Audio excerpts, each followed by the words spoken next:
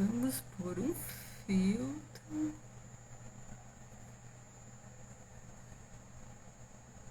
De fadinha assim, não, né? Gente, cadê meus filtros normais?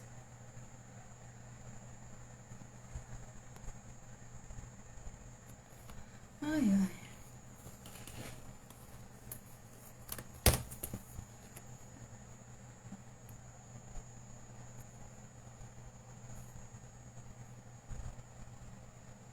Pois, Betty.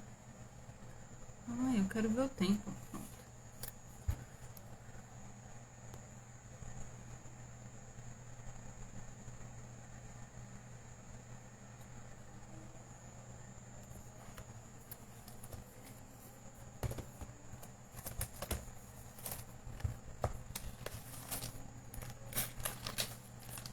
Hello, boa noite. Gente, eu estou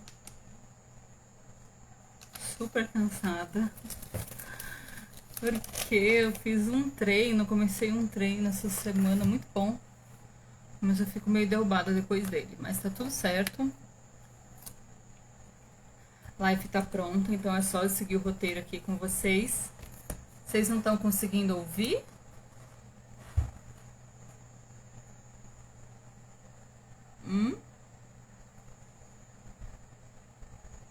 Me digam, se vocês não ouvem, eu coloco de repente o fone.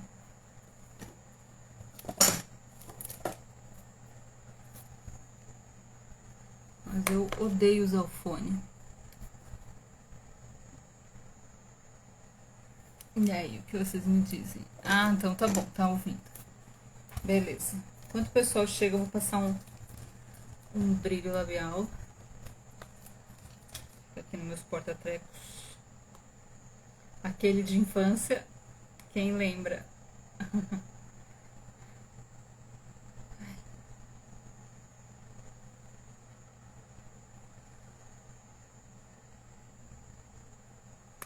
Ah, que bom.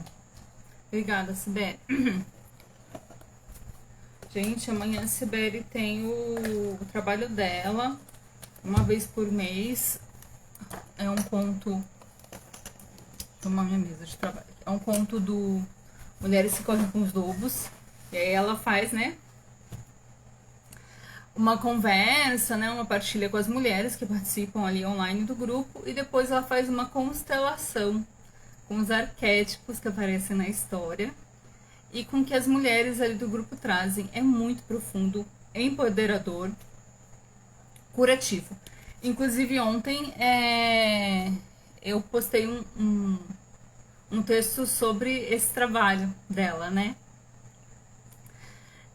De um conto que me marcou muito.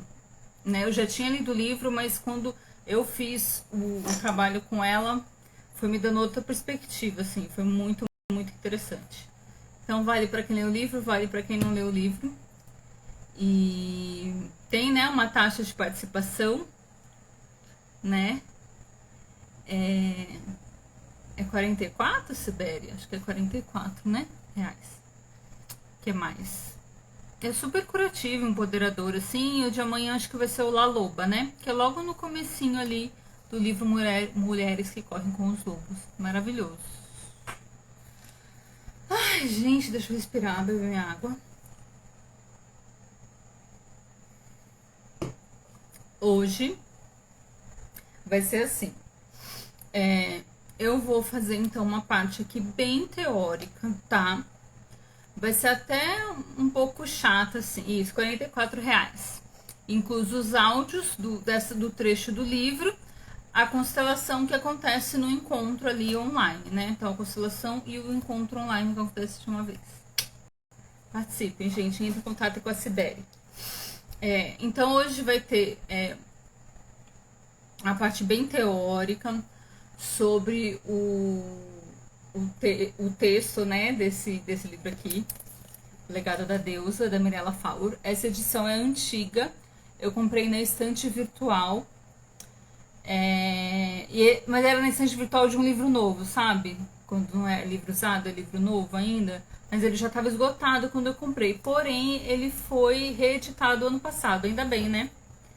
E aí é outra editora, tá? Outra capa, mas vocês encontram fácil na internet O Legado da Deusa, da Mirella Fowler. Foi o primeiro livro que eu li da Mirella Fowler, tá? Então vai ter essa parte teórica. No final, eu vou falar de 2 exercícios que a Mirella propõe nesse livro, para vocês fazerem outros dias. Hoje não vai dar para fazer.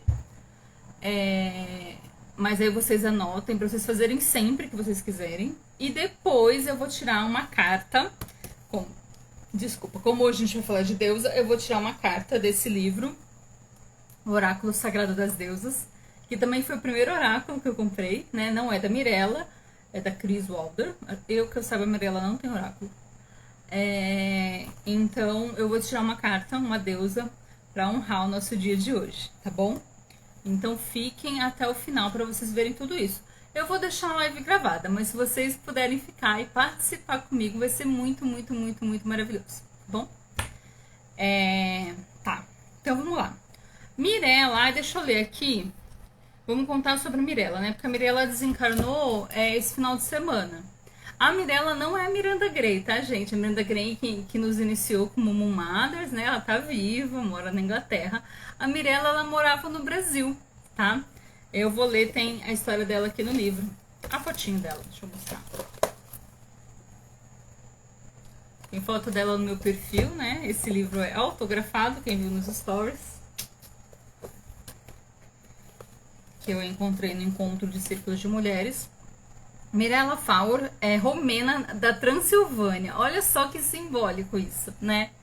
Mirella Fowler é romena da Transilvânia, naturalizada brasileira, com extensa formação científica, farmácia e química e esotérica. Há mais de 30 anos dedica-se ao estudo e aplicação da astrologia, dos oráculos e das tradições celta, nórdica, eslava, greco-romana, afro-brasileira e nativa norte-americana. Desenvolve um trabalho pioneiro no Brasil na divulgação e vivência dos princípios e práticas da sacralidade feminina. Em Brasília, onde reside, quando foi feito o livro, né? Porque, que eu saiba, ela estava agora em Águas Claras, São Paulo, tá? Em Brasília, onde reside, dirige círculos de mulheres e rituais públicos nos plenilúnios e nas celebrações da roda do ano, bem como os ritos de passagem que comemoram as transições da existência feminina. Autora do Anuário da Grande Mãe, estudo das celebrações panculturais da deusa, é colaboradora em revistas e periódicos nacionais e internacionais. Gente, assim, a impressão que eu tenho, assim, é que de sagrado feminino, quem fez, assim, um compêndio, sabe? Assim, passou o sagrado feminino, pôs o sagrado feminino no papel, pra mim, foi Mirella Fowler, né? Porque uma coisa é a gente conversar, conhecer, outra coisa é alguém pesquisar, entender e colocar tudo isso no papel e vivenciar, né? Lembrando que ela foi muito pioneira no Brasil nessa coisa do resgate da deusa, do resgate do sagrado feminino, dos círculos de mulheres, tá? Então, e os livros dela falam muito sobre isso, né? Esse livro ele é muito legal, ele fala sobre rituais para você fazer, tanto individualmente quanto coletivamente, tá? Ele explica, assim, da receitinha mesmo. Ele é um livro bem legal, mas ele traz, assim, para tudo que ele explica, ele traz uma reflexão, ele traz uma base histórica, né? Uma contextualização. Então é isso. A Mirella Fowler é o que há de sagrado feminino no Brasil, que deixou escrito, registrado, é ela, tá? Ok, então vamos começar.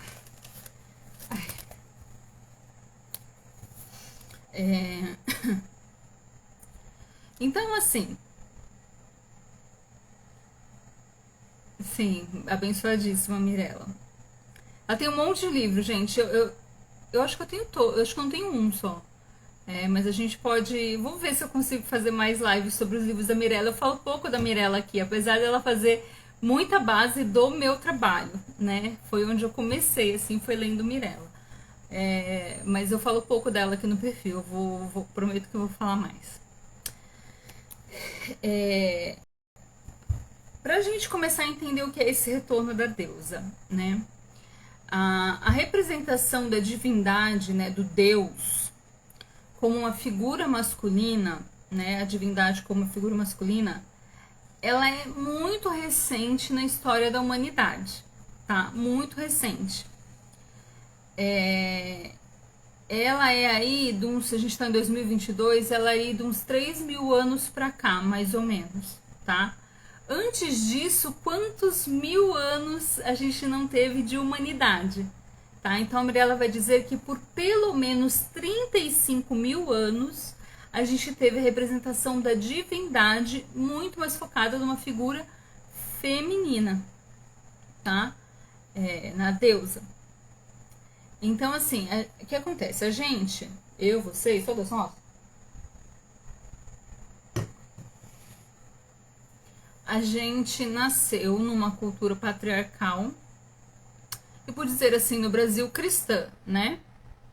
Na cultura, né? Na cultura do país, vai. Não que você não possa ter nascido, de repente, numa família de umbandistas e tal. Mas a gente tem essa cultura cristã do Deus único. E a gente foi alimentada com essa figura e com essa história desde sempre, e em todos os lugares, não só dentro da nossa família, mas em todos os lugares a gente vê essa história do Deus masculino, né? Então a gente entende que é assim e que o certo é assim, mas porque a gente foi alimentada com essa ideia. Mas a humanidade da qual nós pertencemos e fazemos parte é uma parte muito, muito pequena que tem essa representação dessa ideia do Deus único e homem.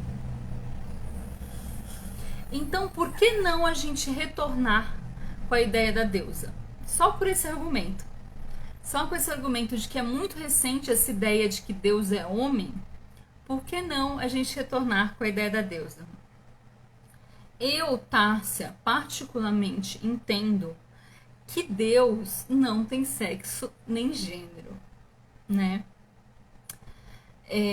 Que a gente coloca um sexo e um gênero nele ou nela porque nós não temos a capacidade intelectual, cognitiva, espiritual, sentimental, quântica para entender o mundo fora dos papéis de gênero. A gente entende melhor assim. A gente só consegue se entender e se identificar com esse Deus assim, com essa divindade. Quando a gente consegue entender ele como uma pessoa, né? Como um ser como nós. Né? Porque a gente precisa também se sentir divinos. Então, se a ideia é a gente se identificar, a gente vai escolher o Deus ou a deusa. Entende? Eu escolho, para minha identificação com a divindade, a deusa. Mas eu sei no meu íntimo que Deus e deusa não existem. Que existe uma divindade a qual eu me conecto. Ou várias divindades. Pra falar a verdade, isso também para mim não é um assunto fechado. Para mim, no meu íntimo, tá? Faz sentido?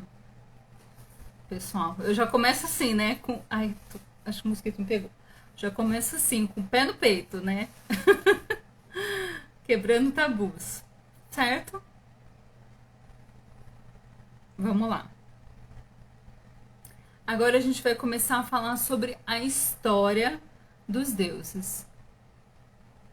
Quem sabe agora que estamos saindo dessa ideia binária de gêneros, conseguimos ver um deus sem gênero, mas a deusa hoje para mim faz mais sentido. Sim, por que a deusa faz sentido? E por que a deusa... Isso eu vou explicar melhor agora no decorrer da história. Por que a deusa faz mais sentido pra gente quando a gente vê? Primeiro que nós mulheres nos identificamos, né, com uma deusa que tem um ciclo, que gera vida, que gera morte dentro, né, do seu corpo, sabe? A gente se identifica com essa mulher. Então, se ela é divina, eu também sou. Isso é uma coisa. Outra coisa E que outra coisa que foi crucial para todas as outras, como é que fala? Tribos, culturas, todas as outras culturas terem geralmente a deusa como centro, a grande mãe, é que a vida sai da mulher. Hoje a gente sabe que é preciso um homem e uma mulher para gerar uma vida humana, né? Vida de animais aí a gente já consegue fazer clones, enfim, consegue fazer outras coisas. Mas a vida humana, a gente precisa de um homem, de uma mulher e precisa de uma mulher para gestar. A gente pode até criar o bebê de proveta, né, no laboratório, mas a gente precisa de essa mágica da vida. A ciência não conseguiu reprogramar, gente. É só o corpo da mulher que faz, sem a mulher mandar. Somente o corpo da mulher que faz essa vida se desenvolver, crescer e estar pronta para o mundo. E parir, dar à luz. Então, quando vocês imaginem os povos antigos vendo a mulher gestando e parindo vida, né, no mundo que não era superpovoado, no mundo que era importante ter gente, né? No mundo que se morria muito jovem, né? Que tinha muitos perigos, aí animais e catástrofes e fome, enfim, né? Então vocês imaginam a gente vendo isso, a gente fala, não, se ela dá vida, então Deus é ela. Então, pra mim, é mais fácil eu me conectar com a divindade feminina, porque eu me vejo como deusa, e porque eu vejo que a deusa é a provedora da vida, é quem abre, quem dá a vida, né? Enquanto Deus é protetor da vida, enquanto Deus cerceia, protege, cuida, sustenta, né? Cada um tem o seu papel, né? Nós temos os dois dentro da gente, né? Lógico. Mas é isso, a gente consegue se identificar melhor, a meu ver, com a deusa, tá? E a Sibeli disse, sangrando todo mês sem estar doente. E que é uma característica das fêmeas humanas, né? Que os animais não têm. Os animais sangram quando estão... Os mamíferos, as mamíferas sangram quando estão no período fértil, e nós sangramos quando nós estamos no período oposto do fértil. Porque a nossa cultura fez isso, fez o corpo da humanidade mudar. Mas isso eu vou falar em outra live. Lá pra maio eu vou falar só sobre menstruação, tá? Hoje vamos falar da deusa. Então vamos lá. 17 minutos eu não passei da primeira ideia. Então a Mirella começa falando do período paleolítico. O período paleolítico a gente vai encontrar assim, a gente não tem o desenvolvimento de uma escrita. Então a gente tem o registro do que foi pintado nas cavernas, né? E dentro das cavernas, assim, é isso, assim, dentro das cavernas, o que estava lá, o que foi pintado, enfim, né? Não tem muitos objetos, né? Era um período que tinha um outro tipo de vida aí. E aí, o que tinha? Pinturas rupestres de mulheres dançando ou trabalhando, e a assinatura, né, era a mão carimbada, né? E por isso que também conseguem ver que são mulheres. Primeiro porque a mão é vermelha, né? Denotando que era ou uma representação do sangue menstrual ou o próprio sangue menstrual, né? E segundo que assim, gente, quem é arqueólogo, aí eles têm toda uma ciência para conseguir distinguir uma marca de uma mão feminina de uma mão masculina, tá? E aí as estatuetas que eram encontradas nessa época, elas eram sempre com os seios e os quadris muito fartos, o ventre protuberante, né? Que não tem nada a ver com o que a gente tem hoje de beleza, né? E nessa época era uma representação não só de beleza, como de fertilidade e vida, né? Porque o ventre, os seios, né, os quadris, eles dão essa vida, eles nutrem a vida, né? Então é uma valorização dessa vida que vem do corpo da mulher e que é nutrido pela mulher. E aí, o que acontece? A gente tinha Eu vou até recomendar um filme pra vocês. Eu preciso colocar ele nas recomendações lá. Ele tá na Netflix, ele chama A Escavação. É um filme sobre arqueologia. É um filme, é uma história, né? Um filme, não é um documentário, mas ele é baseado em fatos reais. Pra vocês verem como as mulheres eram tratadas, e isso ali acho que é anos 40, porque é a Segunda Guerra.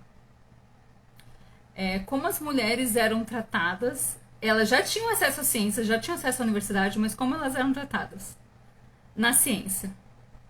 Para que elas serviam? E aí, por causa dessas mulheres que serviam para fazer o trabalho de secretárias, né? E os homens que faziam as interpretações do que eles viam. Então, para os homens que fizeram essas primeiras interpretações, essas estatuetas eram objetos sexuais, eram brinquedos sexuais. E aí, quando as mulheres começaram a ter uma maior participação na pesquisa, não só no estudo na universidade, mas na pesquisa, e para isso assistam outra série, chama Marvelous Miss Maisel, a maravilhosa Senhora Maisel, que num dado momento da série mostra lá por que as mulheres fazem faculdade. São mulheres ricas, de boa vida, elas fazem faculdade para depois virarem donas de casa. Né? Então, quando as mulheres começam a realmente ter não só acesso ao estudo, mas começam a ter protagonismo na pesquisa, aí elas começam a interpretar de uma outra forma. A ciência não é neutra, gente. E aí entra o feminismo. Aí a gente só. O sagrado feminino e o feminismo, eles caminham ali, ó, juntinho. O sagrado feminino só foi possível por causa do feminismo. Porque o feminismo colocou essas mulheres na ciência. E aí a gente pôde ter pesquisas que encontraram essas deusas, que olharam para essas estatuetas do período paleolítico, por exemplo, e falaram: não, isso daqui é uma representação da divindade. Isso daqui é uma representação do que era importante para essa cultura, para esse povo. Que era o corpo da mulher que gerava vida. Isso aqui eles cultuavam essa peça, não é um brinquedo sexual. Entende? Então, assim, feminismo e sagrado feminino. O sagrado feminino só conseguiu ter uma. Como é que se diz assim? Ter uma visibilidade. Só conseguiu nascer por causa do feminismo, tá? Continuando, gente, senão a gente não prossegue. Falei disso. Aí olha que interessante, nesse período paleolítico, dentro das cavernas tinham vários símbolos, ou esculturas, ou pinturas, de seios, de vulvas, de mãos, de ondas, de círculos, que são, né, símbolos mais femininos. E em volta deles, meio que como protegendo, tinham símbolos masculinos. Flechas, galhos, cenas de caça, né? Então o masculino estava ali envolvendo e protegendo o feminino. E aí a gente já consegue entender essa ideia que a gente fala tanto, né, quando a gente tem que se conectar com a nossa energia feminina, né? Do feminino que é para dentro, do feminino que é introspectivo, do feminino que fala do amor, do feminino que fala do seu interior, das suas emoções, né, do seu autoconhecimento, e do masculino que tá para fora, né? Que tá pro mundo, que tá pra meta, que tá pro grande, né? Que tá pra guerra, né? E que um não exclui o outro, né? Os dois têm que coexistir, né? Acontece que é aquilo que eu já falei em outras lives aqui, é que a gente pega o momento que a gente tem que estar mesmo mais masculina, que é no nosso trabalho, né? Que é competitivo, né? Nesse mundo que a gente tá ainda. E aí a gente usa essa energia em tudo, né? A gente acabou o trabalho, acabou o horário do trabalho e a gente chega masculina dentro de casa, masculina no nosso lazer, masculino o tempo todo, né? O feminino que espera. Sim, Sibério, o feminino que espera. O feminino que confia, né? O feminino que confia no processo. Tá. E aí, então, o que acontece? Essa sociedade paleolítica era uma sociedade de vida simples, sem guerra, não tinha uma linguagem escrita, eles eram nômades, então, assim, eles usavam ali usavam ali os recursos naturais daquele lugar e se eles acabassem, eles iam para outro lugar e usavam de outro lugar, enfim, né? Não tinha conflito, não tinha guerra, não tinha invasão, não, sabe? Eram sociedades bem pacíficas, tá? O que eles tinham de perigo mesmo era a questão dos animais mesmo, né? Era perigoso. Né? Eram sociedades coletoras e caçadoras, né? Eles não tinham chegado nem a desenvolver a agricultura. Sim, o sagrado feminino só foi possível por causa do feminismo. Com certeza. Porque a gente precisou de mulheres para estudar as sociedades antigas e entenderem que as mulheres eram muito importantes nas sociedades antigas. Que elas não eram somente objetos sexuais dos homens. Aliás, que durante muitos milênios nunca foram. Entende? Vocês vão perceber aqui quando eu vou contando as eras, tá? Então eu terminei o Paleolítico, tá? Agora eu vou entrar no período Neolítico. O Neolítico ele já vai ter desenvolvimento da escrita, né? Então a gente já tem outros registros, vai ter o desenvolvimento da agricultura com ferramentas, né? Vai ter cultos. O que mais? Tá. E aí ela vai dizer assim que é o que a gente vai encontrar, porque agora a gente tem mais registros, né? Tem a escrita, né? Tem um outro tipo de registro. A gente vai encontrar que as sociedades elas tinham muitos cultos centrados na adoração da deusa, tá? Que eram sociedades matrifocais e matrilineares. Isso não quer dizer matriarcal, tá, gente? Deusa o livre, sociedade matriarcal, tá? Eu já vi algumas meninas aí, páginas de Instagram, enfim, que falam de matriarcado. De acordo com a Mirella Faur, e eu concordo, o matriarcado seria a versão feminina do patriarcado. E não é isso que a gente quer, porque o patriarcado é opressor com homens e mulheres, né? Essas sociedades, elas eram matrifocais e matrilineares. O que quer dizer? Elas eram focadas na mulher e a linhagem era da mãe, não era do pai. Entende? Ainda hoje, a gente tem a linhagem centrada no pai. Apesar da vida ser gerada pela mulher. A gente tem a linhagem centrada no pai. Então a gente carrega o nome do pai, né? Por exemplo, o meu último sobrenome é o nome do meu pai. Né? Geralmente a gente carrega o nome do marido, não tem problema nenhum se vocês colocarem o nome do marido, gente. Não é isso que eu tô falando, que não pode colocar o nome do marido. Eu só estou comparando, tá? Pra gente entender o que é patrilinear, entende isso? Quando a gente passa pra frente o nome do homem, né? E essas sociedades não, o que passava pra frente era a linhagem feminina, tá? Vou explicar melhor, vamos lá. A mulher, né, a deusa, a mãe divina, ela então começa a aparecer em várias facetas, né? Ela é a grande mãe, ela é a virgem, ela é anciã, ela tem esse poder de vida e morte, essa vida em ciclos que a gente hoje na sociedade tem muita dificuldade de entender. A gente quer uma vida linear, a gente quer tudo acontecendo do mesmo jeito sempre com previsibilidade. A gente não quer descer na sombra, limpar, olhar o que a sombra tem para mostrar pra gente, para nos ensinar, voltar pra luz, descer de novo na sombra. A gente não quer ter ciclo menstrual. A gente quer logo chegar no resultado, isso eu digo por mim, a gente não quer viver ciclos, respeitar os ciclos, né? A gente não enxerga mais os ciclos da Terra, né? É tudo uma coisa só.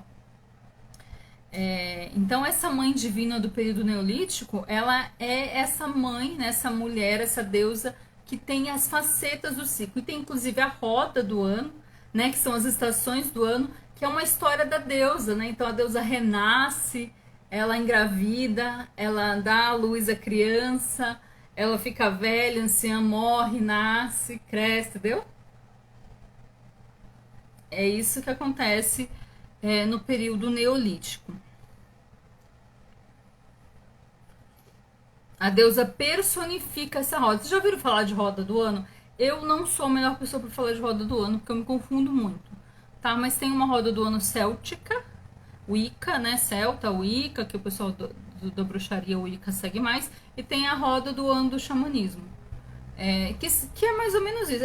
São as estações do ano e aí tem uma história, um mito que percorre essas estações do ano, tá?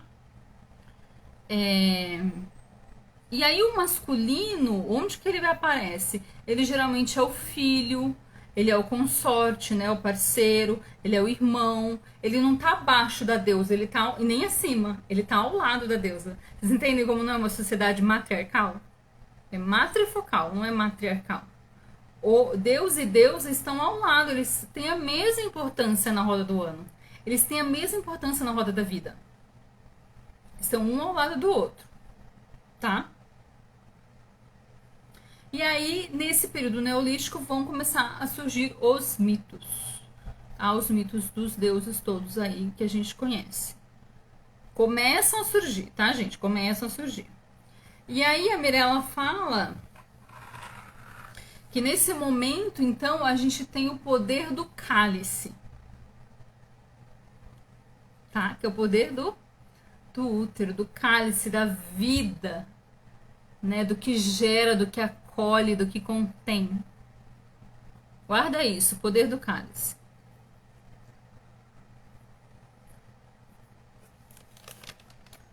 Mas pro final desse período, a gente começa a ter a destruição das culturas da deusa. E ao contrário do que a gente pensa e até do que a gente estuda, a destruição da cultura da deusa, das culturas da deusa, não começaram com o cristianismo. A destruição das culturas da deusa não começaram com o cristianismo. Pelo contrário, cristãos e culturas de outras culturas, de outros deuses, conviviam muito bem.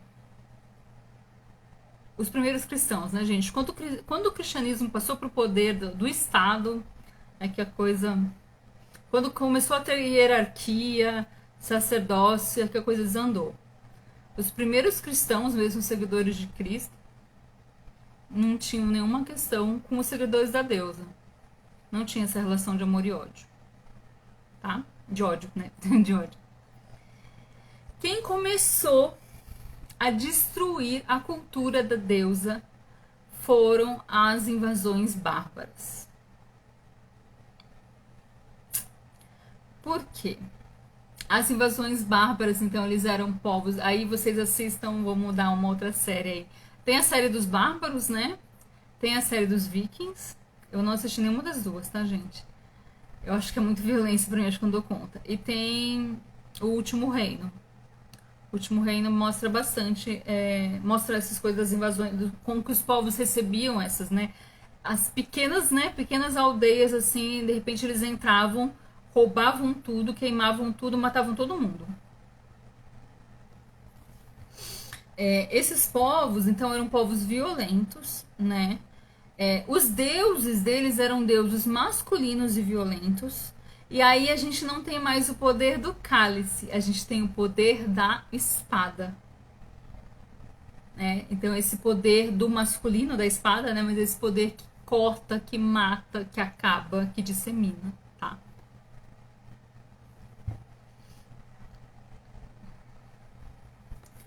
E ela vai falar de um outro povo também, e não entendam mal, pelo amor da deusa. Pra gente entender a ideia, como que a ideia fez acabar, uma ideia fez acabar com a outra ideia do poder da deusa. Porque o poder da deusa, o poder do cálice, a cultura da deusa era uma cultura matrilinear, sentada nos ciclos da natureza, nos ciclos da vida, nas relações, no respeito, certo?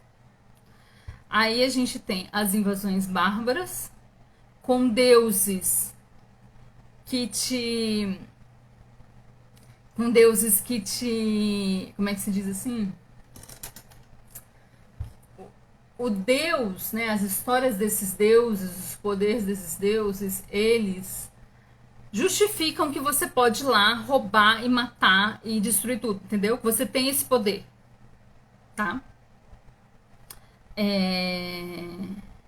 E mesmo as deusas, né? Mesmo as deusas bárbaras, elas têm essa. E hoje em dia a gente sabe que tinha mulheres, né? Nas invasões bárbaras, né? Nos exércitos dos vikings e tal.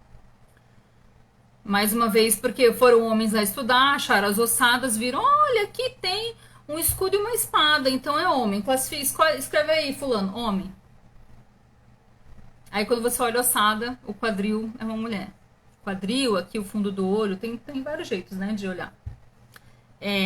Vamos lá, continuando. Então, outro povo que tem uma ideia, que aniquila a ideia do povo da deusa, são os semitas, né?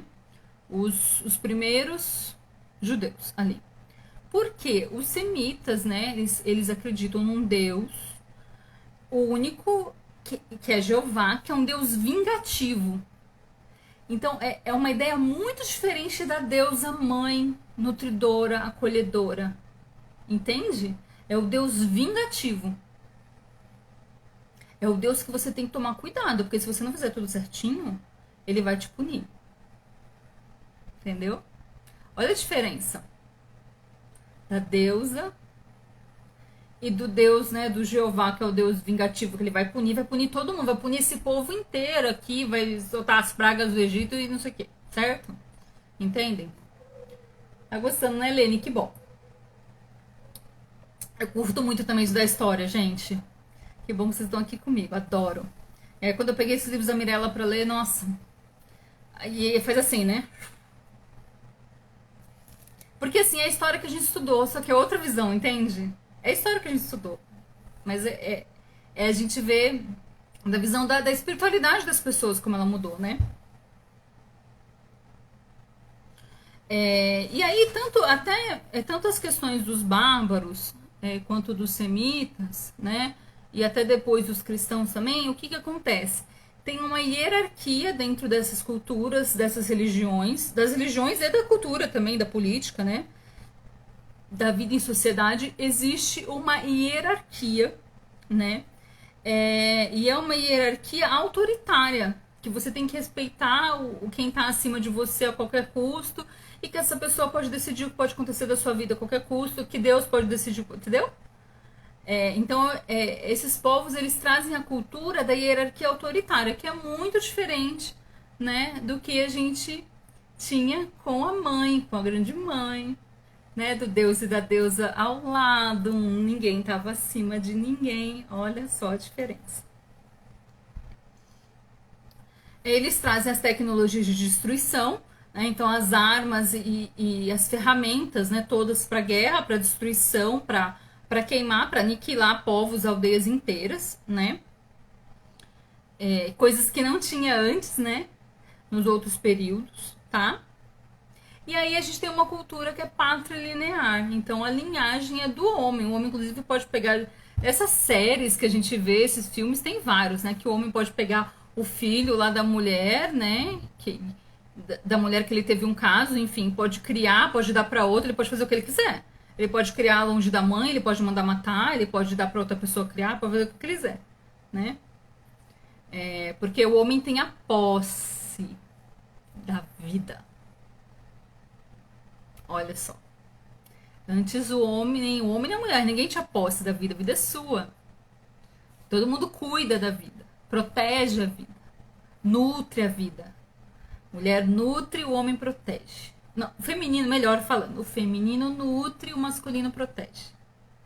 Agora a gente tem uma sociedade que o homem tem posse. E, gente, isso foi até quanto tempo? Aqui no Brasil, 2000 e pouco que tiraram aquela lei lá, aquela cláusula lá que o homem poderia devolver a mulher se pedir a separação se ela não fosse virgem. Até hoje, é muito recente, isso foi ontem. Foi a lei do divórcio dos anos 70, 60, 70, foi ontem, gente, foi ontem. Tá? Mas vamos continuar aqui. Vocês sabem, né? Vocês sabem desses detalhes, né? Então a gente vai ter uma estratificação social, não vai ter mais essa vida em comunidade, né? Vai ter camadas, né? De sociais, né? que vai gerar pobreza, fome, aniquilação, dor, né? Roubo, invasão. E aí é superioridade masculina, né? A gente não tá mais ao lado, o homem está acima, tá? O que que a mulher vira, né? Enquanto a mulher era muito importante, ela era adorada, porque ela era a geradora da vida, agora ela é o troféu do homem, né? Também essas séries todas aí que eu falei, O Último Reino, Os Vikings, essas séries todas tem... A gente tem um filme muito bom, além do Cavaleiro Verde, tá no Prime, assisti semana passada, é um filme novo do Prime, porque é o menino que fez Quem Quer Ser um Bilionário. A Lenda do Cavaleiro Verde, que é da fábula das fábulas do Rei Arthur. Muito legal. Que lembrou disso que eu vou falar agora, né? A mulher é troféu, né? Olha aqui, eu tenho, é um presente que eu tenho, né? Olha aqui, eu mereço, eu ganhei essa mulher, porque eu ganhei a guerra, porque eu ganhei a batalha, porque eu ganhei uma aposta, porque eu ganhei um título, então eu posso escolher a mulher que eu quiser, né? Então a mulher é um troféu, a mulher é escrava, a mulher ela é ela é um meio para eu ter prazer, ela é para procriação somente, não serve para mais nada, né? Ela não serve para estudar, ela não serve para o sacerdócio, ela não serve para estudar, ela não serve para fazer ciência, não serve para mais nada, né? Muitas vezes as mulheres eram feitas de oferendas, isso até pouco tempo, tá, gente? Oferendas para os deuses ficarem mais tranquilos. Isso até pouco tempo. Inclusive a Mirella fala no livro da imolação das viúvas, que até pouco tempo tinha na Índia, né? Um tempo atrás, tipo esse ano, eu dei uma pesquisada no Google, a última bruxa queimada, qual foi a última bruxa? E assim, tem até hoje, gente. Mulheres que são, às vezes não tem pela lei, mas tem mulheres que por uma comunidade são linchadas, né, são espancadas porque são consideradas terem feito um ato mal, né? Enfim, a sociedade, em vez de entregá-las à polícia, à justiça, a sociedade acha que pode, né? A comunidade acha que pode fazer justiça. E aí a deusa não é mais, né, a companheira, né? A deusa é a esposa daquele deus, então assim, né? Quem é Frigga? Frigga é a esposa de Odin. Mas Frigga tem uma história incrível sobre ela. Então por que a gente, né? Frigga é a esposa de Odin. É amante, né? É a mãe, é a filha, né? Ela nunca tem uma história principal, né? É sempre a história dos deuses que a gente vai conseguindo pescar a história das deusas ali. E os deuses são, né, senhores de guerra, senhor dos raios, né? Eles sempre têm essa superioridade aí e esses poderes que tem a ver com aniquilação e dor, tá? E aí, ainda assim tinha deusas, né? A Mariela vai contar então que muitas das histórias que a gente conhece hoje, tanto das deusas nórdicas, né, que são desses povos bárbaros, quanto das deusas gregas, são histórias que estão muito assim colocadas nesse masculino mesmo, da mulher que é consorte, da mulher que é filha, né, da mulher que não tem, da deusa que não tem a sua história principal, amante. Mas a gente ainda consegue pescar muito de sagrado feminino aí, né? Só que aí a gente vai ter uma ausência da deusa. Então a gente vai caminhando na história para uma ausência da deusa, né? Com o quê? Aí a gente vai entrar realmente no cristianismo, com as histórias sagradas, tá? E o que acontece com as histórias sagradas, né, do cristianismo? Elas foram traduzidas e reescritas diversas vezes. Não existia imprensa, elas eram escritas à mão. E nisso, muita coisa se perdeu também, foi deturpado sobre as mulheres, né? Que caminharam, inclusive, perto de Jesus, né? E assim, e os mitos, né? Por exemplo, os mitos que aparecem no Antigo Testamento, eles foram reescritos tantas vezes, eles foram alterados, que chegam a ter contradições, que chegam a ter versões, né? A história de Adão e Eva tem várias versões, tem a versão que Eva não sei o que, tem a versão que tem Lilith, tem a versão sem Lilith, enfim. Então, aí que gera todas essas maluquices, contradições, porque quiseram apagar a mulher das histórias sagradas, né? E quiseram aniquilar principalmente dois símbolos da deusa que tem nas histórias sagradas, que é a serpente e a árvore. Né? A serpente e a árvore são símbolos da deusa, símbolos de vida, símbolos de ciclos, né? E eram consagradas a várias deusas da antiguidade, né? Que os povos faziam cultos a esses, né? E usavam esses símbolos. Então, o mito foi reescrito para realmente apagar essa história, aniquilar, como é que se diz? Colocar numa perspectiva negativa, né? A árvore e a serpente. E aí, mais uma vez, vai trazer então o homem, né? A ideia de que o homem está dominando, que o homem é dominante, que o homem tem que dominar a vida e tem que dominar a mulher por uma vontade de Deus, não é porque ele quer. É porque Deus, é a vontade de Deus que isso aconteça, tá?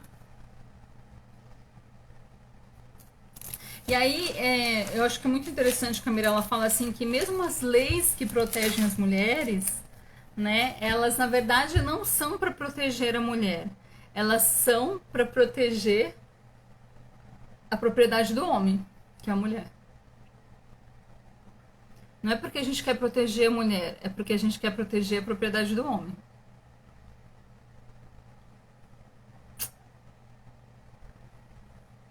Forte, né?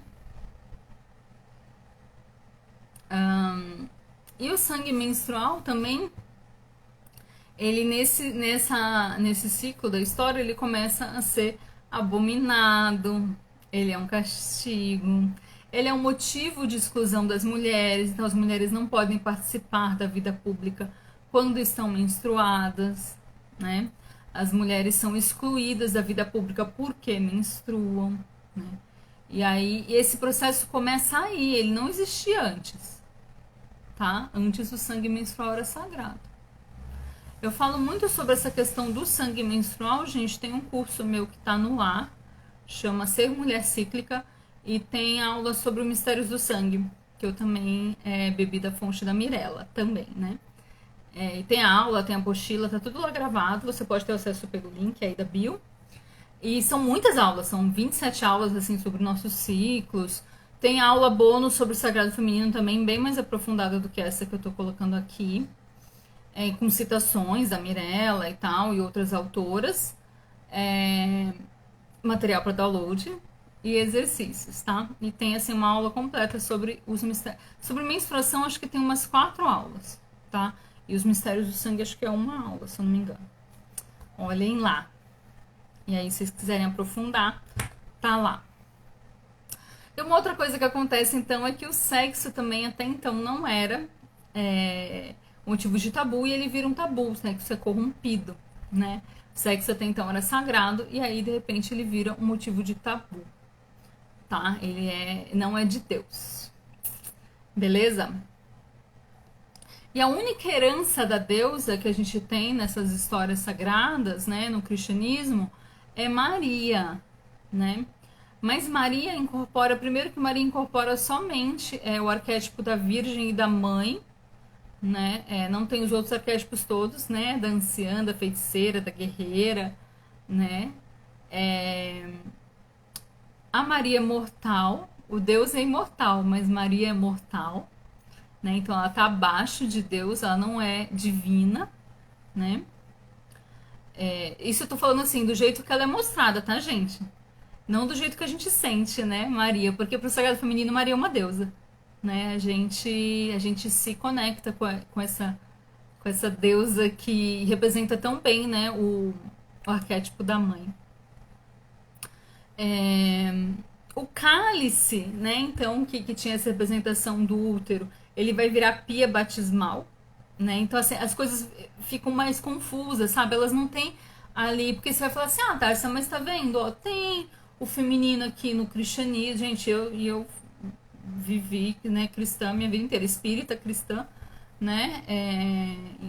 E muito atuante, não tô negando o cristianismo. Eu estou trazendo aspectos para a gente pensar como a gente vai vivenciar, tá? O cristianismo, né? E que não é culpa das pessoas que estão fazendo, que estão vivendo o cristianismo agora, né?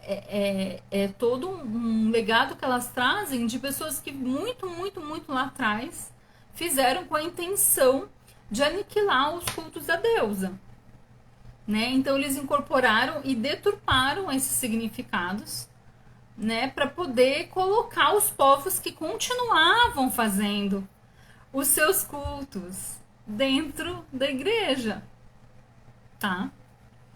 Foi pensado para isso, né? Hoje em dia isso não faz sentido, né? O Natal, então, lembra que eu falei da roda do ano? O Natal era o dia do nascimento da criança solar, e aí virou, então, o dia do nascimento de Jesus, né? Era quando a deusa dava luz à criança solar. A sexualidade virou um pecado. E essa mãe divina, que a gente conhece como Maria, né? Ela é, ela é uma intercessora, né? Para isso, assistam Alto da Compadecida. O que que acontece lá? Jesus, lá, Deus, lá já. Jesus, na figura, né, do divina, já condenou todo mundo, né? E Maria, e aí o Chicó chama Maria para interceder. Então, Maria é intercessora. E a gente, no Sagrado Feminino, entende que Maria, ou que qualquer divindade, né? Se você, de repente, se liga a uma santa ou se liga a Maria Madalena, ela não intercede. Ela mesma tem o poder divino. Então você pode conversar com ela, você não precisa pedir para ela interceder, né? Porque a ideia é essa, que Maria intercede com seu filho, tá? A gente entende que a mulher, né, essa divindade que você vê numa figura de mulher, ela tem esse poder divino também. E assim, considerou-se que a mulher não tinha alma nessa época, né? Assim, escrito e dito e professado, né? Que a mulher não tinha alma, considerava-se que a mulher não tinha alma. E aí teve a famosa publicação do Martelo das Feiticeiras, que é um livro que dá pra gente comprar hoje, eu não tenho coragem. Que era um livro que tinha técnicas, né? De como descobrir que uma mulher era feiticeira, era uma bruxa, e como condená-la, né?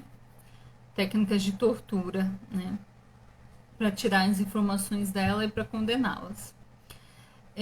Mas o que acontecia, gente, na verdade, mais uma vez, era um interesse patriarcal e não era capitalismo ainda, né? Mas eu diria capitalista, tá? Um interesse de lucro, de dinheiro, de poder econômico. Um interesse de poder econômico. Qual era esse interesse de poder econômico? Na Idade Média surgiu uma profissão, surgiram as universidades, né? Cresceram as universidades, na verdade já existiam desde a Idade Antiga, né? E aí, o povão não, mas a elite, né, ela estudava na universidade, só que era só os homens, as mulheres não estudavam.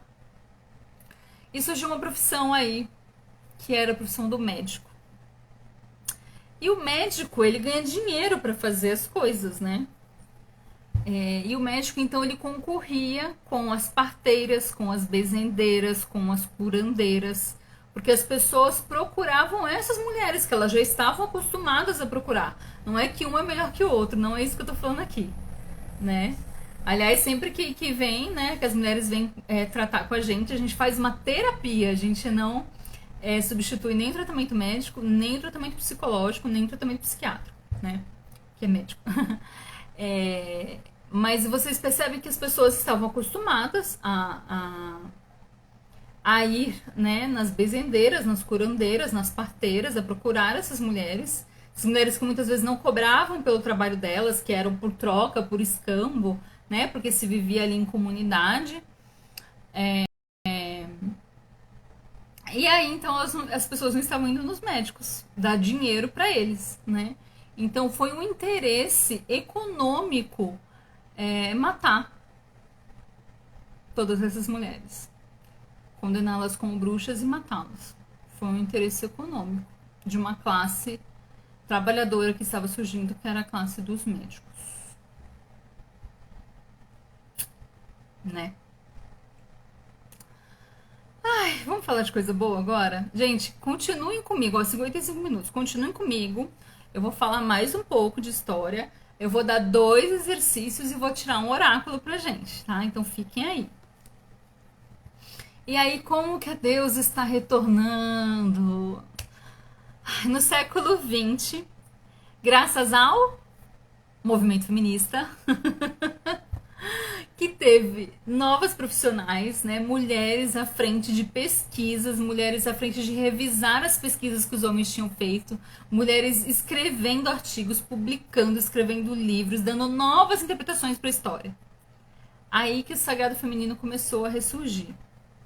Eu nem anotei aqui, mas tem uma outra coisa também que porque a Mirella não fala nesse livro, ela fala em outro, ou em outro trecho, talvez.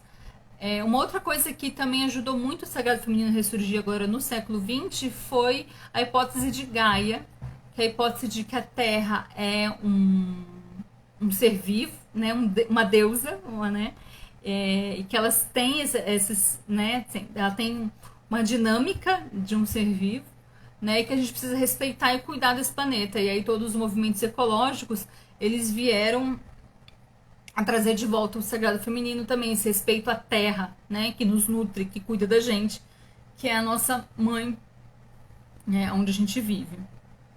Tá vendo? Vocês estão vendo como os povos que destruíram a cultura da deusa foram os mesmos povos que destruíram a terra? Que poluíram a terra? Vocês percebem? A história que eu contei aqui, como esses povos são justamente os povos que não só destruíram a terra, matando, né? Você não respeita o outro, você pode matar o outro, você pode roubar o outro, você pode estuprar o outro. Isso é um desrespeito à mãe natureza, né? Um desrespeito a outra pessoa, né? Que também é divina, que também tem a divindade, né? Da grande mãe nela.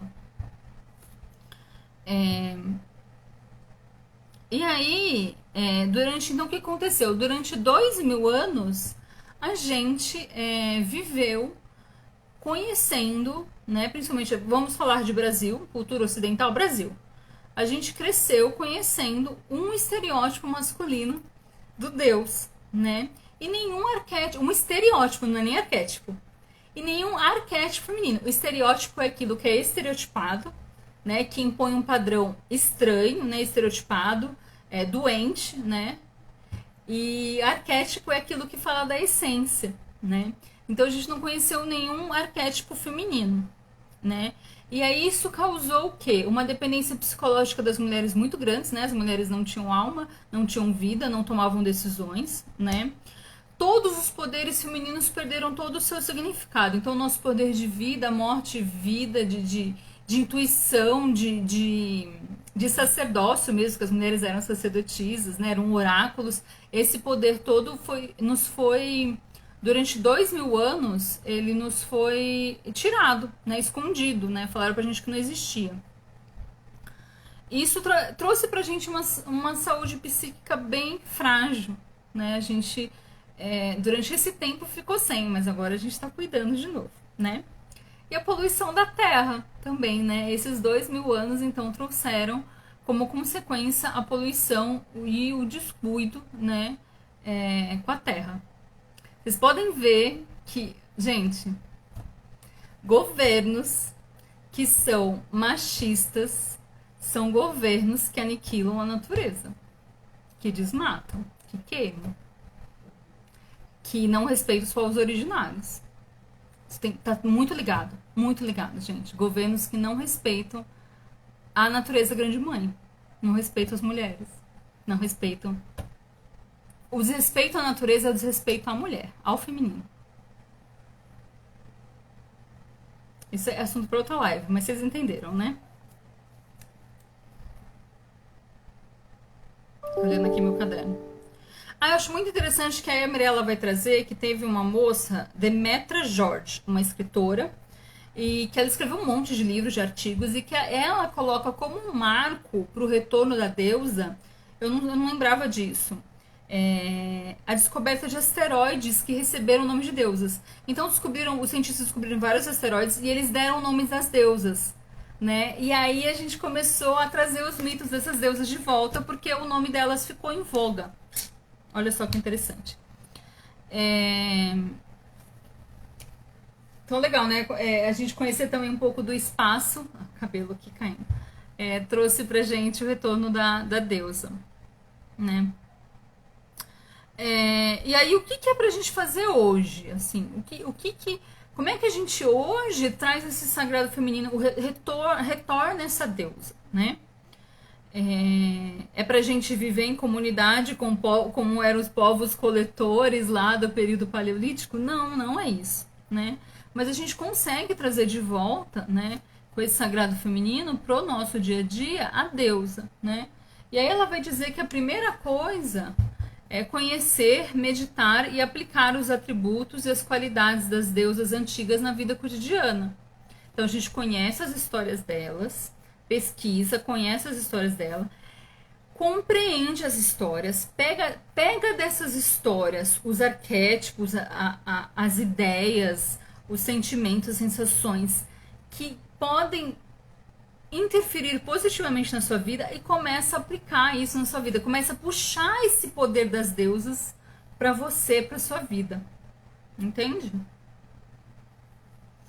É isso, tá? Inclusive eu quero ver se eu consigo lançar um curso de deusas. Eu tô com um material pronto, mas eu quero falar mais sobre deusas nesse perfil, porque conhecer as deusas é muito importante pra gente poder trazer, pra gente se alimentar desses arquétipos, pra gente alimentar o nosso imaginário, pra gente ter repertório dessas divindades que são femininas e a gente começar a se entender como divinas também, como poderosas também, tá? Isso tem tudo a ver. É um caminho assim que tem que ter as deusas nesse caminho do empoderamento feminino, tá? Então, o simbolismo da deusa, né, nutre a imaginação das mulheres, fortalece o poder, sustenta os nossos interesses. Aí é aquilo que eu falei, a gente começa a se identificar, né?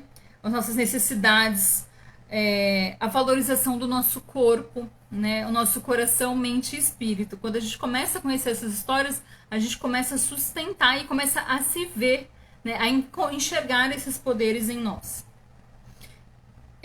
Quando a gente se reconhece e se nutre na imagem da deusa, desculpa, a gente tem autoaceitação, autoestima, autoconfiança, autovalorização e autoamor, tá?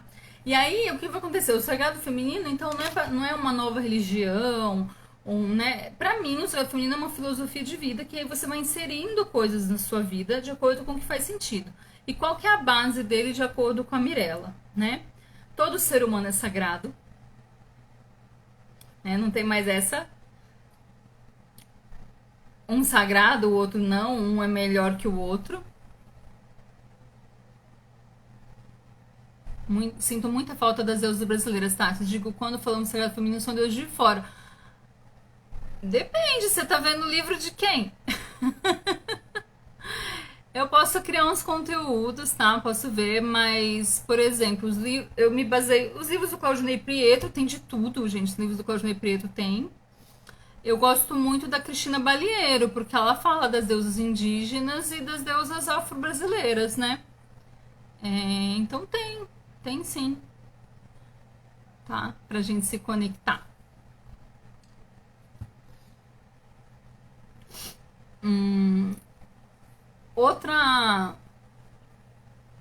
Outra base do sagrado feminino é que a vida é cheia de bênçãos, então não é essa vida que é um castigo, essa vida que é uma punição porque o Deus nos puniu, né? É uma vida que é cheia de bênçãos, que você pode construir essa vida cheia de bênçãos.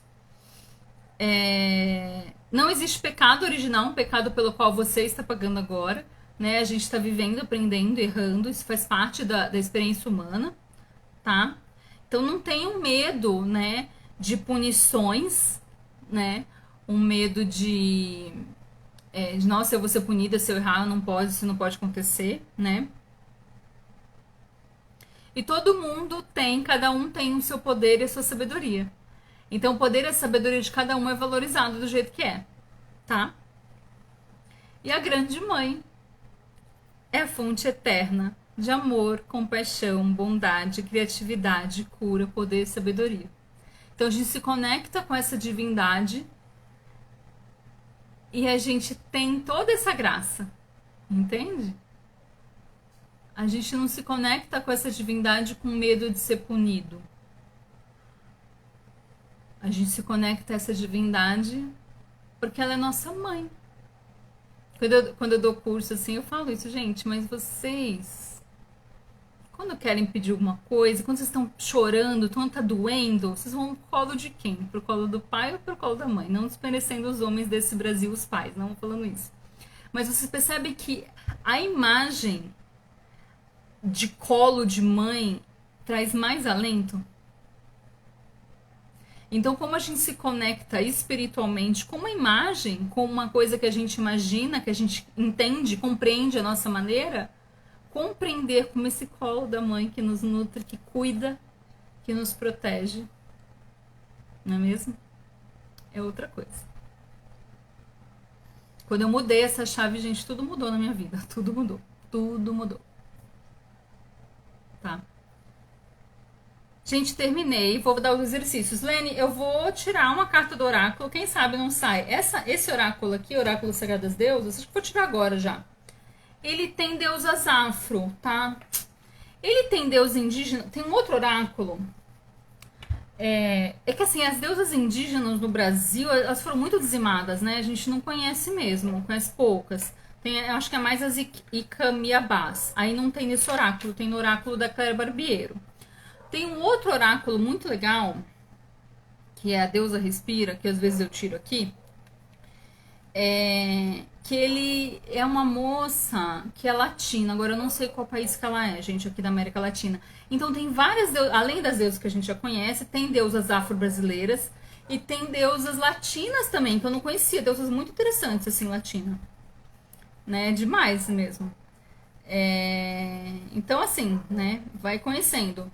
Mas é de brasileira, brasileira mesmo, realmente eu só conheço as Icamiabás. Referências, você diz do oráculo, aqui esse aqui, ó, o Oráculo Sagrado das Deusas, da Chris Wilder, que eu vou tirar agora. Daqui a pouco eu vou dar 12 atividades. Aí tem o Oráculo, a Deusa Respira, e a Cristina Balieiro, eu não vou ter ele perto aqui. O livro, ó, esse livro da Mirella, não confundam, esse livro da Mirella chama O Legado da Deusa. O livro da Cristina é O Legado das Deusas. E aí são dois, tem parte 1 e parte 2. Os dois vêm com oráculo. Então é super interessante. Ela conta uma história da deusa, de várias deusas, né? Conta a história. Traz pra gente depois uma reflexão sobre o que a história dessa deusa reflete na nossa vida. E aí tem o oráculo, tá? Que você pode tirar, sortear ou não. Eu não sei, o dela eu sorteio. Isso mesmo, Cristina Balieiro, é isso mesmo. Ela tem um blog também super legal, tem bastante texto dela no blog. Tá? Se você colocar na internet, você vai achar o blog dela. Tem textos de deusas. Inclusive, quando eu fui no encontro de círculos de mulheres, tava a Cristina Balieiro lá, tava a Mirella Fauer, e tava uma outra que fala de deusas também, que é a Claire Barbiero. Né? Mas o da Claire é o livro de orações à deusa. O da Claire tem deusas afro-brasileiras nesse livro. São orações às deusas, é bem legal. E tem o áudio das orações à deusa. Tem um CD com áudio. Então esses são mais os livros que eu li, que eu tenho aqui de referência. Tem outros aqui, mas que tem mais deusas afro-brasileiras, são esses. Esse daqui tem uma deusa latina também, esse daqui.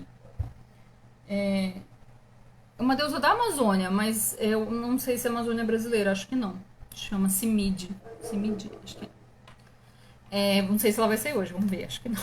Acho que não, a deusa da vingança.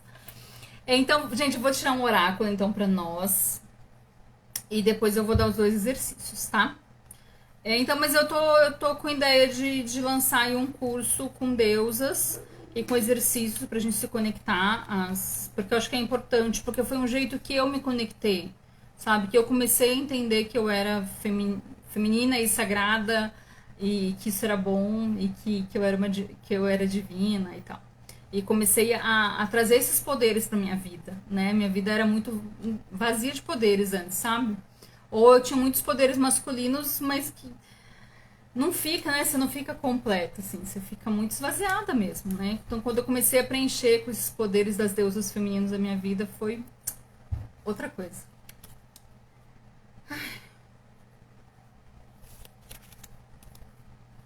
Atena.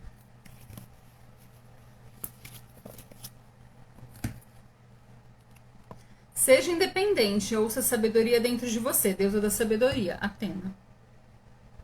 Esse foi o primeiro oráculo, gente, que eu comprei na minha vida. Vamos ler a mensagem de Atena.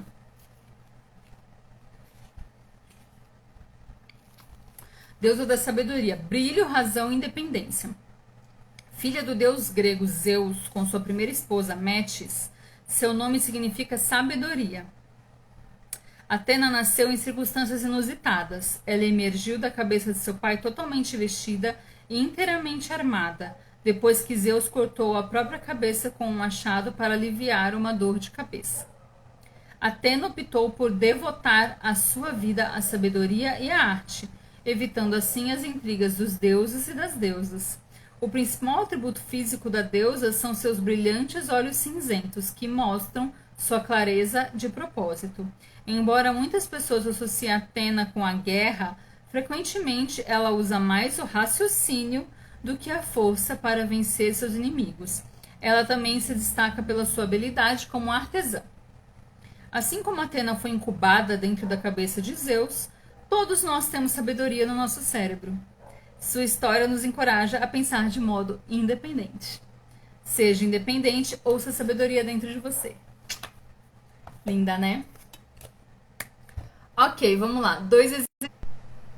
Oi, gente, nossa, eu falei ok. E aí apareceu aquele coisa lá. Ai, gente, vamos lá. E parou o vídeo. Duas práticas, então, que a Mirella coloca que são importantes para a gente fazer. Uma delas, vários autores colocam essa prática, gente, vários autores, tá? São as afirmações positivas. Eu faço, pessoalmente, e eu faço também nos círculos de mulheres, Bênção Mundial do Útero, enfim, geralmente a gente faz um momento de afirmações positivas, né? Que são aquelas frases, né, que você escreve, ou fala, ou pensa, né, ou visualiza para vocês sempre, né, intencionando para você saúde, bem-estar, alegria, prosperidade, né? E aí a Mirella dá a dica de a gente sempre usar o verbo no presente, jamais usar palavras negativas, né? Então não só usar, não pode usar não, né? Não, nunca. E também não usar palavras negativas assim, eu não quero ser pobre, eu não quero ficar doente, né? Usar sempre as palavras positivas, tá? E assim, o que ela fala uma coisa muito legal é que a gente não usar afirmações dos outros, a gente criar as nossas próprias afirmações. Se a afirmação de outra pessoa não tem muito sentido para você, não usa, cria a sua própria afirmação, tá? Eu já fiz afirmação num caderno, eu tinha um caderno e todo dia eu chegava em casa depois do trabalho, eu escrevia as afirmações, eu tinha uma página inteira de afirmações, aí eu copiava elas de novo, copiava de novo, copiava de novo, né? Todo dia eu copiava um pouco. Você pode colar na geladeira, colar no seu espelho, colar, né, no seu trabalho, no seu computador, tal, na sua mesa de trabalho. E você pode ir repetindo, né, também. Que mais de afirmações positivas? Você sempre faz afirmações positivas para você, você não faz afirmação positiva para o outro, né? O outro faz a afirmação positiva para ele, você faz sempre para você. Né? O outro tem a vida do outro, a escolha do outro, o livre-arbítrio do outro. E assim, a cada tempos em tempos vai mudando, né? Não fica sempre com as mesmas. Então, dali um mês ou dali um ciclo menstrual, muda algumas das afirmações para você ir movimentando também, tá? Para as coisas não perderem sentido. A Mirella fala pra você. Eu criava muito, eu tinha muitos, como eu falei, vocês tinham uma página de afirmações. A Mirella fala pra gente criar 3 e ficar repetindo o tempo todo essas 3 afirmações, tá? E uma outra coisa que foi muito interessante também, quando eu aprendi isso com a Mirella, eu me libertei, é a meditação em movimento. A Mirella vai falar que todas as técnicas de meditação, elas foram criadas e disseminadas por homens, né? Elas não são técnicas que condizem muito com esse corpo feminino que é super dinâmico, né? Enfim, diferente, né? Essa coisa de esvaziar, não que a gente não consiga, mas essa coisa de esvaziar a mente, de ficar calada, de ficar em silêncio, muitas vezes não serve pra gente, né? É de ficar parada, né? A mulher tem essa coisa do movimento do corpo, né? Da dança. Então ela fala pra gente fazer uma meditação em movimento. E nessa meditação, a importância é você ter uma consciência de você, uma consciência do aqui e agora e de estar presente no aqui e agora. Você não ficar pensando nos problemas da vida e tal. Inclusive, uma coisa que você pode fazer é, durante essa meditação em movimento, você pensar nas afirmações positivas que você criou, tá? E aí ela fala assim, que seria legal a gente fazer sempre, todo dia, uma caminhada, né, em um lugar com natureza, né? Se não der para fazer sempre, eu não consigo fazer sempre, faça sempre que possível, né? E essa caminhada não é aquela caminhada do exercício. Você pode fazer a caminhada do seu exercício, mas é uma caminhada que você vai se exercitar, porque você vai estar se movimentando, mas que você vai estar meditando. Então você começa a caminhar, respira, se concentra, né? E aí você começa a caminhar num lugar próximo à natureza. Você faz movimentos de limpeza, como que dissipando de dentro de você as coisas ruins, assopra, joga pra fora. E aí, a partir daí, você começa a sentir tudo que tá acontecendo nesse momento. Então, você sente a brisa tocando o seu rosto, o cheiro, né, da natureza ao seu redor, os animais. Se tem um cachorrinho, você faz um carinho no cachorrinho. Cheira uma flor, toca a pétala da flor, pega uma folhinha do chão, entendeu? Pega uma pedrinha, sente, sorria. Deu pra entender, gente, o que é a meditação em movimento? É que a gente, a gente é muito alimentada com essa ideia de que meditação é ficar parada com a mente em silêncio e o corpo imóvel. E a Mirella vai trazer que não, né? Inclusive, a gente pode meditar dançando também, né? A mulher tem essa coisa do movimento do corpo mesmo. Então, a gente pode fazer esse tipo de meditação, tá? Ir caminhando e sentindo, né? Ainda mais nós mulheres que estamos num mundo tão masculino, a gente tem muita dificuldade de sentir, né? Então, tire esse momento para você sentir e estar presente. Gente, movimento super feminino de retorno a Deus, esse daqui, hein? Uau, é isso. 1h17 de live. Eu espero que vocês tenham gostado. Eu espero que eu consiga salvar. Se vocês curtem esse conteúdo, continuem aqui nesse perfil, curtam, interajam. Todo dia tem post. Interajam, curtam, comentem, mandem suas dúvidas, as suas indagações. Vou colocar o oráculo no story. E é isso. Então tem o curso Ser Mulher Cíclica na bio, no link da bio. Tem o e-book da Mandala Lunar e o e-book da Natureza Feminina, que fala sobre os arquétipos do ciclo menstrual e como usar essas agendas. Tem o curso Encontrando Amor, que eu falo da minha trajetória, né, de como eu encontrei o amor e tudo que eu tive que trabalhar, né, e que eu vejo que muitas amigas, muitas mulheres precisam trabalhar, ou mulheres que trabalharam isso.